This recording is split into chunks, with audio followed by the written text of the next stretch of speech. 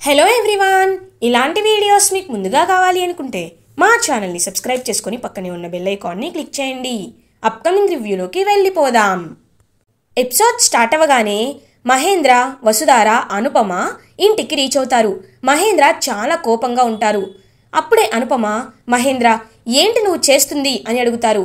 అసలు నువ్వు ఎందుకు అడ్డొచ్చావు? నువ్వు అడ్డు రావడం వల్లే ఆ శైలేంద్ర బతికిపోయాడు, లేకపోతే నా చేతులతో వాడిని చంపేసేవాడిని కదా, నువ్వు ఎందుకు అడ్డొచ్చావు అని చెప్పి గట్టిగా అనుపమపై అరుస్తారు మహేంద్ర. అప్పుడే వసుధార అంటుంది, మావయ్య గారు మీరు ఆవేశంతో నిర్ణయాలు తీసుకోవద్దు. మనకి శైలేంద్ర ముఖ్యం కాదు, రిషి సార్ ముఖ్యం. రిషి సార్ సేఫ్గా ఉండడం, రిషి సార్ ఇంటికి తిరిగి రావడమే మనకి ముఖ్యం మావయ్య గారు. మీరు ఇలాంటి నిర్ణయాలు తీసుకుంటే రిషి సార్ ఎక్కడున్నారో ఎవరికీ తెలియదు అని అంటుంది వసుధార. అది కాదమ్మా, వాడి గురించి మీకు పూర్తిగా తెలీదు. వాడు అని అంటారు మహేంద్ర. మావయ్య గారు ఆ శైలేంద్ర చాలా దుర్మార్గుడు, మూర్ఖుడు. అతని ఆటని కట్టే రోజు ఖచ్చితంగా ఒకటి వస్తుంది. మనం ముందు రిషి సార్ గురించి ఆలోచించాలి అని అంటుంది వసుధార. అప్పుడే ఇంకా కార్ సౌండ్ వస్తుందన్నమాట. బయటికి చూస్తుంది వసుధార. రిషి కార్ కనబడుతుంది. వసుధార చాలా అంటే చాలా హ్యాపీగా ఫీల్ అవుతుంది. మావయ్య గారు రిషి సార్ కారు వచ్చింది, రిషి సార్ వచ్చినట్టున్నారు అని ఇంకా వసుధార పరిగెత్తుకుంటూ గుమ్మం దగ్గరికి వెళ్తుంది. రిషి కార్ కనబడుతుంది. వసుధార చాలా అంటే చాలా హ్యాపీగా ఫీల్ అవుతుంది. రిషి సార్ తిరిగి వచ్చేశారు అని అలా ఇంకా రిషి సార్ కార్ దగ్గరికి వెళ్ళేలోపు కార్ నుంచి కానిస్టేబుల్ కిందకి దిగుతాడు. వసుధార చాలా హర్ట్ అవుతుంది. మేడం, ముకుల్ సార్ ఈ కార్ కీస్ మీకు ఇవ్వమని చెప్పారు అని చెప్పి ఇంకా కానిస్టేబుల్ అయితే అక్కడి నుండి వెళ్ళిపోతారు. చాలా బాధపడుతుంది వసుధార. వెంటనే మహేంద్ర కూడా బయటికి వచ్చి, అమ్మ వసుధార రిషి వచ్చాడా అని అడుగుతారు. లేదు మావయ్య గారు, రిషి సార్ కార్ని ముకుల్ కానిస్టేబుల్స్తో పంపించారు అని పాపం వసుధార చాలా బాధపడుతూ ఏడుస్తూ ఇంకక్కడి నుంచి తన బెడ్రూమ్కి వెళ్ళిపోతుంది వసుధార. అనుపమ, మహేంద్ర కూడా వసుధారని చూసి చాలా బాధపడుతూ ఉంటారు. అప్పుడే వసుధారకి శైలేంద్ర దగ్గర నుంచి ఫోన్ వస్తుంది.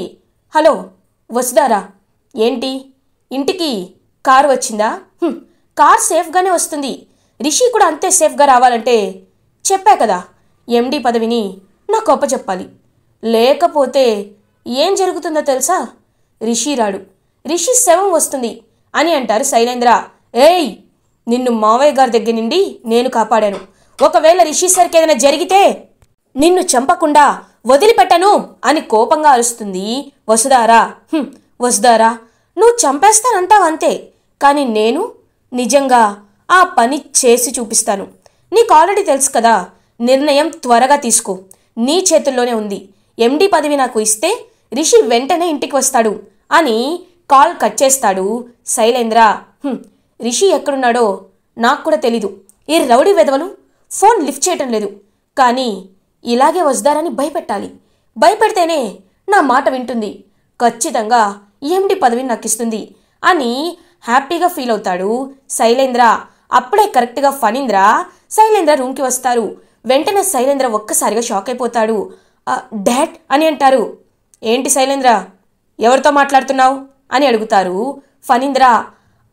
డాడ్ ఏం లేదు డాడ్, ఏదో ఇంపార్టెంట్ కాల్ అని అంటారు శైలేంద్ర. సరే, ఎలా ఉంది ఇప్పుడు? నొప్పి తగ్గిందా అని అడుగుతారు ఫణీంద్ర. కొంచెం వస్తుంది డాడ్, కానీ బాబాయ్ విషయంలోనే చాలా బాధగా ఉంది. బాబాయ్ నన్ను అనుమానిస్తున్నాడంటే నాకు ప్రాణం పోతున్నట్టు అనిపిస్తుంది అని అంటారు శైలేంద్ర. నేను ఆ విషయం గురించి ఆలోచిస్తున్నాను.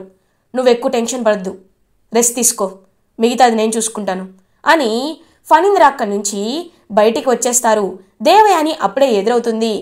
ఏంటండి మీరు శైలేంద్ర రూమ్ నుంచి అని అంటుంది. ఏ నేను వెళ్ళకూడదా అని అడుగుతారు ఫణీంద్ర. అబ్బే అలా అనటం లేదు, వాడు అని అడుగుతారు. ఇంకక్కడి నుండి కోపంగా వచ్చేస్తారనమాట ఫణీంద్ర ఆలోచనలో పడతారు. శైలేంద్ర మాటలు వింటుంటే నమ్మశక్యంగా లేవు. ఖచ్చితంగా మహేంద్ర గన్ తీసుకొని మరీ ఇంటికి వచ్చాడంటే ఏదో జరుగుతుంది. ఇది ఎవరిని అడిగితే నిజం తెలుస్తుంది? ఎవరిని అడగాలి? మహేంద్ర నిజం చెప్పడు. ఎందుకంటే మహేంద్రకి నేనంటే అభిమానం.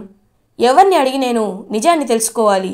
అసలు మహేంద్రకి శైలేంద్ర పైనే ఎందుకు అనుమానంగా ఉంది? ఈ విషయాల్ని నేనంతట నేనే ఖచ్చితంగా తెలుసుకుంటాను అని ఇంకా కాలేజ్కి బయలుదేరుతారనమాట ఫణీంద్ర. ఇది ఇలా ఉండగా ముకుల్ ఆలోచిస్తూ ఉంటారు.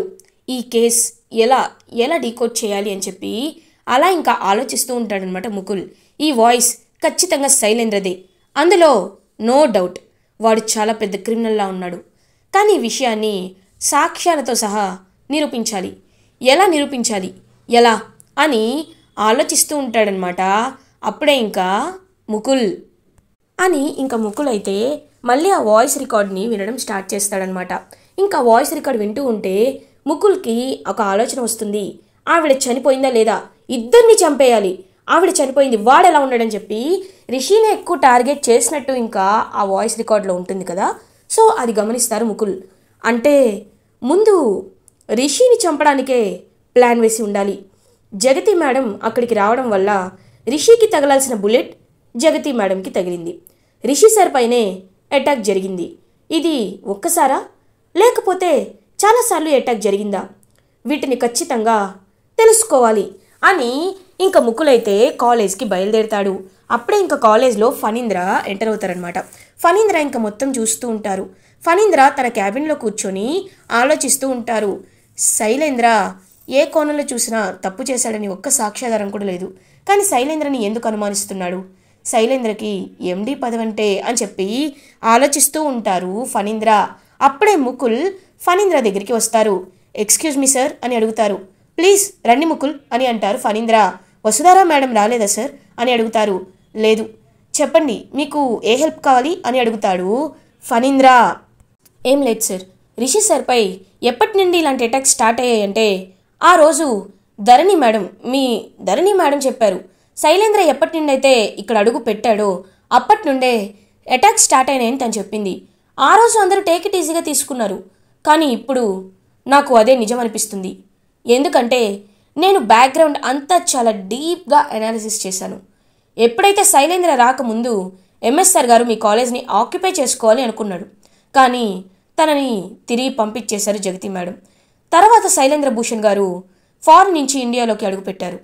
దాని తర్వాతే రిషి సార్పై అటాక్స్ జరగడం స్టార్ట్ అయ్యాయి. రిషి సార్పై నింద పడింది. తర్వాత రిషి సార్ ఎవరికి కనబడకుండా వెళ్ళిపోయారు. నాకు కావాల్సిన క్లారిటీ ఏమిటి అంటే రిషి సార్ అక్కడ ఉన్నట్లు ముందు మీలో ఎవరికి తెలిసింది అని అడుగుతారు ఫణీంద్రని ముకుల్. అప్పుడు ఫణీంద్ర చెప్తారు, రిషి అసలు ఒక వేరే ఊర్లో ఉన్నాడని, విష్ కాలేజ్లో లెక్చరర్గా పనిచేశాడని నాకు చాలా లేటుగా తెలిసింది. మాకంటే ముందు మహేంద్రకి జగతికి తెలుసు. వాళ్ళపై నేను కోప్పడ్డాను కూడా, నాకు ఎందుకు చెప్పలేదు అని. వాళ్ళకి తెలుసు, మాకు తెలీదు అని అంటారు ఫణీంద్ర. అయితే మహేంద్ర సార్కి రిషి సార్పై అక్కడ కూడా అటాక్స్ జరిగాయో లేదో ఐడియా ఉంటుంది కదా అని అంటారు. తప్పకుండా ఉంటుంది. మహేంద్రని పిలిపించమంటారా అని అడుగుతారు. పర్లేదు సార్, నేను వెళ్ళి కనుక్కుంటాను అని ముకుల్ మహేంద్ర దగ్గరికి వెళ్తారు. సార్, విష్ కాలేజ్లో రిషి సార్ పనిచేస్తున్నప్పుడు అక్కడ కూడా సార్పై అటాక్స్ జరిగాయా అని అడుగుతాడు ముకుల్. అప్పుడు వసుధారా చెప్తుంది, అవును సార్, అప్పుడు కూడా అటాక్స్ జరిగాయి. రిషి సార్పై 2-3 టైమ్స్ అటాక్ జరిగింది. అప్పుడు ఒకసారి మేము కాపాడాం, తర్వాత మా స్టూడెంట్స్ పాండ్యన్ వాళ్ళు కాపాడారని చెప్పి వసుధారా చెప్తుంది. అయితే రిషి సార్కి ఎవరో వాళ్ళ చుట్టుపక్కల వాళ్ళతో మాట్లాడి వాళ్ళకి డబ్బాస చూపించి రిషి సార్పై అటాక్ చేయమని చెప్తున్నాడు. ఖచ్చితంగా అదే జరుగుతుంది. అయితే ఎక్కడైతే వరంగల్ ఉందో అక్కడ పోలీస్ స్టేషన్కి వెళ్ళి ఒకసారి రౌడీస్ కాల్ షీట్ తీసుకోవాలి అని చెప్పి ఇంకా ముకులైతే వరంగల్ వెళ్ళడానికి రెడీ అవుతారు. ఇది ఇలా ఉండగా ఫణీంద్ర కూడా ఆలోచిస్తూ రిషి ఎక్కడున్నారో ఎవరికీ తెలీదు, కానీ రిషిని వెతకడానికి నేను వెళ్తాను. నా ప్రాణాలు అడ్డేసైనా రిషిని నేను కాపాడుకుంటాను, రిషిని వెతికి పట్టుకుంటాను అని చెప్పి పాపం ఫణీంద్ర అయితే బయలుదేరుతారు రిషిని వెతకడానికి. దేవయాని ఫణీంద్రకి ఫోన్ చేస్తుంది. హలో, ఎక్కడికి వెళ్ళారండి అని అడుగుతుంది. ఏ అన్నీ నీకు చెప్పాలా, నేను రిషి దగ్గరికి వెళ్తున్నాను అని, రిషిని వెతకడానికి వెళ్తున్నానని కాల్ కట్ చేస్తారనమాట ఫణీంద్ర. హలో హలో ఏంటి ఈయన ఇలా అంటున్నారు అని టెన్షన్ పడుతూ ఉంటుంది దేవయాని. అప్పుడే ఫణీంద్ర అయితే రిషి కార్ ఎక్కడైతే ఆగిపోయిందో ఆ ప్లేస్కి రీచ్ అవుతారు. రిషి కార్ ఇక్కడే కదా ఆగాలి, మరి కార్ లేదేంటి అని వసుధారాకి కాల్ చేస్తారు ఫణీంద్ర. వసుధారా సార్ ఏంటి అని అడుగుతుంది. అప్పుడే ఇంక ఫణీంద్ర, అమ్మ వస్తారా, రిషి కార్ ఇక్కడ కనిపించటం లేదేంటి అని అడుగుతారు. సార్, ముకుల్ సార్ ఆల్రెడీ కార్ని ఇంటికి పంపించారు. మీరిప్పుడు ఎక్కడున్నారు సార్ అని అడుగుతుంది. సరే అమ్మా, నీకిప్పుడు మాటిస్తున్నాను, మహేంద్రకు కూడా చెప్పు, నేను తిరిగి రిషితోనే ఇంటికి వస్తాను అని కాల్ కట్ చేస్తారు ఫణీంద్ర. సార్ సార్ ఏంటి ఫణీంద్ర సార్ రిషి సార్ని వెతుక్కుంటూ బయలుదేరారా? సార్కి శైలేంద్ర సార్ ఎంత దుర్మార్గుడో తెలీదు. సార్ని ఇప్పుడు ఎలా అయినా ఆపాలి, ఏం చేయాలి అని టెన్షన్ పడుతూ ఉంటుంది పాపం వసుధార కూడా. ఇది ఇలా ఉండగా రిషిని ఒక సీక్రెట్ ప్లేస్లో కిడ్నాప్ చేస్తారు రౌడీలు. రిషి దగ్గరికి ఫుడ్ తీసుకొని వస్తారు. తిను అని అంటారు. రేయ్, మీకు నా గురించి తెలియటం లేదు, కట్లు విప్పుతారా విప్పరా అని అడుగుతారు రిషి. నువ్వు బెదిరిస్తే మేము భయపడతాం అనుకుంటున్నావా? మా సార్ ఆర్డర్ వేసేంత వరకు నువ్వు ఇలాగే ఉండాలి, అర్థమైందా అని రౌడీలైతే ఇంక రిషిని కిడ్నాప్ చేసి అలా దాచిపెడతారు. అప్పుడే కరెక్ట్గా ఫణీంద్ర ఈ కార్ ఇక్కడే ఉండాలి అంటే ఖచ్చితంగా ఈ చుట్టుపక్కలే రిషి ఎక్కడో ఉండి ఉంటాడు అని ఇంకా చుట్టూ వెతుకుతూ ఉంటారు ఫణీంద్ర. అప్పుడే ఫణీంద్రకి ఒక డెన్ కనబడుతుంది. ఇంకా డెన్లోకి వెళ్తారనమాట ఫణీంద్ర. ఇంకా చుట్టూ చూస్తూ ఉంటారు. రిషి పాపం అలా ఇంకా చైర్కి తాళతో కట్టేసి కూర్చుంటారు. నాన్న, రిషి అని చెప్పి ఫణీంద్ర రిషి దగ్గరికి వెళ్తారు. పెదనాన్న అని అంటాడు రిషి. రిషి, ఏం నాన్న ఇది అని కట్లు విప్పేలోపు రౌడీలు వస్తారు ఫణీంద్ర దగ్గరికి. ఏయ్, ఏం చేస్తున్నావు, నిన్ను కూడా కట్టేయాలా అని అడుగుతారు. రేయ్, ఎవర్రా మీరు, మీకు ఎవరు రిషిని కిడ్నాప్ చేయమన్నారా అని చెప్పి ఇంకా పాపం ఫణీంద్ర అయితే వాళ్ళ దగ్గరికి వెళ్తూ ఉంటాడు. ఏయ్ వెళ్ళు అని చెప్పి రౌడీలు అయితే ఇంకా ఫణీంద్రని తోసేస్తారు. పాపం ఫణీంద్ర మాత్రం ఖచ్చితంగా రిషిని కాపాడాలనే ట్రై చేస్తూ ఉంటారు. అప్పుడే ఒక రౌడీ పక్కకు వెళ్ళి శైలేంద్రకి కాల్ చేస్తూ ఉంటారు. శైలేంద్ర అప్పుడే కాల్ లిఫ్ట్ చేస్తాడు. హలో, ఎవరు అని అంటారు. సార్, మేము సార్, మీరు ఒక వ్యక్తిని కిడ్నాప్ చేయమని చెప్పారు కదా అని అంటారు. అవును, ఏమైంది అని అడుగుతాడు శైలేంద్ర. సార్, అతని కోసం ఎవరో వచ్చారు సార్, బాగా గొడవ చేస్తున్నారు, మమ్మల్ని పోలీసులకు కూడా పట్టిస్తానంటున్నాడు, ఇప్పుడు అతన్ని ఏం చేయాలి అని అడుగుతారు. వచ్చాడంటే ఖచ్చితంగా బాబాయ్ అయి ఉంటాడు. బాబాయ్, ఇప్పుడు నీ పని చెప్తా, రేయ్ అతన్ని చంపేయండి అని అంటాడు శైలేంద్ర. ఒక్కసారిగా షాక్ అయిపోతారు రౌడీ. సార్ అని అంటారు. అతను వస్తే ఖచ్చితంగా అడ్డేరా, ఖచ్చితంగా అతను పోలీసులకు కూడా ఫోన్ చేసి చెప్పే ఉంటాడు. మీరు దొరకకుండా ఉండాలన్నా, నేను దొరకకుండా ఉండాలన్నా మీరు అతన్ని చంపేయాలి అని అంటాడు శైలేంద్ర. సరే సార్, చంపాక ఫోన్ చేస్తాం అని అంటారు. వద్దు, నేను అతని అరుపు వినాలి, ఫోన్ని కట్ చేయకుండా అలాగే ఉంచు అని అంటాడు శైలేంద్ర. బాబాయ్, నువ్వు అడ్డుగా ఉంటే ఎప్పటికైనా నన్ను చంపేస్తావు, నన్ను ఎండీ కూడా అవ్వనివ్వవు, నువ్వు చస్తేనే నాకు ప్రశాంతంగా ఉంటుంది అని మనసులో అనుకుంటాడు శైలేంద్ర. ఈలోపు రిషి కట్లు విప్పుతారనమాట ఫణీంద్ర. ఇంకా రిషి అయితే కలిసి ఫైట్ చేస్తూ ఉంటాడు. ఇంకా రౌడీలనైతే కొడుతూ ఉంటారు. అప్పుడే ఒక రౌడీ కత్తి తీసుకొని వచ్చి వెనకాల నుంచి ఫణీంద్రని పొడి చేస్తాడు. పెదనాన్న అని గట్టిగా అరుస్తాడు రిషి. ఆ అరుపు విన్న శైలేంద్ర ఒక్కసారిగా షాక్ అయిపోతాడు. ఏంటి, రిషి పెదనాన్న అంటున్నాడు అని చెప్పి ఒక్కసారిగా స్టన్ అయిపోతాడనమాట శైలేంద్ర. అప్పుడే దేవయాని శైలేంద్ర దగ్గరికి వస్తుంది.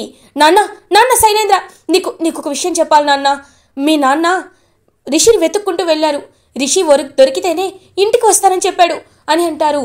ఇంకా శైలేంద్ర అయితే ఒక్కసారిగా కుప్పకూలిపోతాడు. రేయ్, ఒకసారి వీడియో కాల్ చేయండి అని అడుగుతాడు శైలేంద్ర. ఇంకా రౌడీ అయితే వీడియో కాల్ చేసి ఫణీంద్రని చూపిస్తారు. పెదనాన్న అని రిషి ఫణీంద్రని పట్టుకొని ఏడుస్తూ ఉంటాడు. ఒక్కసారిగా కుప్ప కూలిపోతాడనమాట శైలేంద్ర.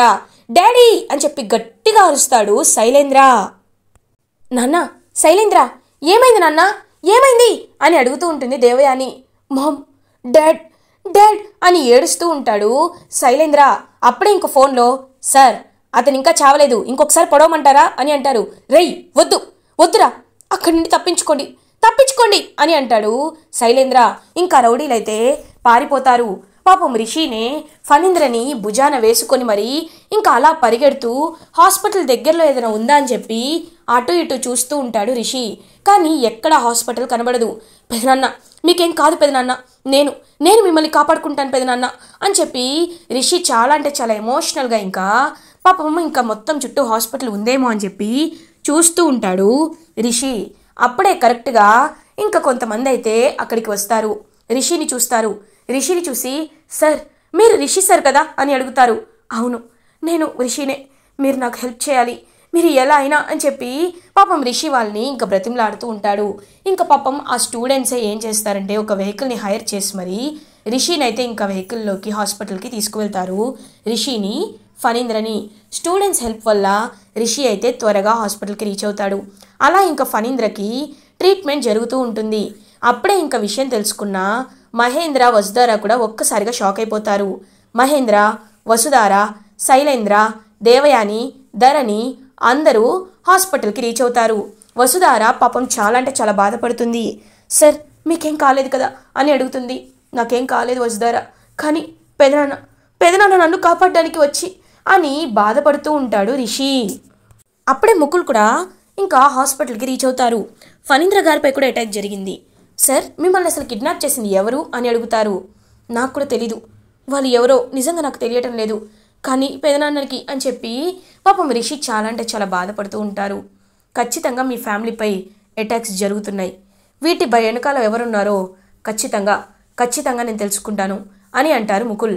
అప్పుడే దేవయాని, ఇన్స్పెక్టర్ ముకుల్ గారు అని అంటుంది. ముకుల్ వెనక్కి తిరిగి చూస్తారు. ఇప్పటికి కూడా నిజం ఒప్పుకోకపోతే నేను అసలు మనిషినే కాను. తప్పుని దాచడం కంటే ఒప్పుకుంటేనే ఆ దేవుడు మా పాపాలకి కాస్త శిక్షని తగ్గిస్తాడు. ఈరోజు నేను ఎవరేమనుకున్నా నిజం చెప్పేయాలనుకుంటున్నాను.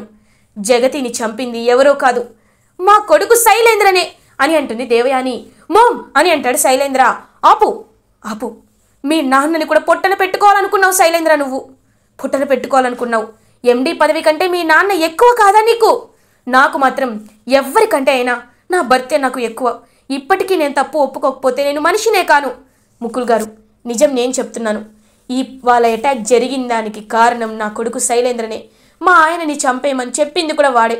అది కాకుండా జగతిని కూడా చంపింది వాడే అని చెప్పి ఇంకా దేవయానినే శైలేంద్ర గురించి బయట పెడుతుంది. ఒక్కసారిగా అందరూ స్టన్ అయిపోతారు. మోమ్, నేను కావాలని చేయలేదు, నాకు తెలియక అని అంటారు. ఇంకా అప్పుడే ముకుల్, చూడండి మీరు ఏం చేసినా మీ అమ్మగారే మీ గురించి నిజం చెప్తున్నారు, మీరు అరెస్ట్ అవుతున్నారు అని అంటాడు ముకుల్. మోమ్, నాకిప్పుడు పశ్చాత్తాపంగా ఉంది. నేను ఎండి పదవిని కావాలనుకున్నాను నిజమే, కానీ డాడ్ని చంపాలని నేను ఎప్పుడు అనుకోలేదు. డాడ్ అంటే నాకు ప్రాణం, కానీ ఇవాళ డాడ్కి నా వల్లే గాయం జరిగింది, నా వల్లే డాడ్ ప్రాణాపాయ స్థితిలో ఉన్నారు. నేను తప్పును ఒప్పుకుంటున్నాను, నేను సరెండర్ అవుతున్నాను అని శైలేంద్ర చాలా బాధపడుతూ ఉంటారు. ఇంకా అలా శైలేంద్రని అరెస్ట్ చేసి తీసుకువెళ్తారు పోలీస్. ఇంకా అందరికీ శైలేంద్ర గురించి నిజం తెలిసిపోతుంది. రిషి కూడా ఇంకా తిరిగి వచ్చేయడంతో ఇంకా అలా ఫణీంద్ర ట్రీట్మెంట్ కోసం అందరూ పాపం వెయిట్ చేస్తూ ఉంటారు. డాక్టర్ వచ్చి ఆయనకి ఎలాంటి డేంజర్ లేదు, మీరు కరెక్ట్ టైంకి తీసుకొచ్చారు కాబట్టి హీఈస్ అవుట్ ఆఫ్ డేంజర్ అని చెప్తారు. ఇంకా రిషి, వసుధార, మహేంద్ర అందరూ చాలా హ్యాపీగా ఫీల్ అవుతారు. ఇలా ఎపిసోడ్ ఎండ్ అవుతుంది.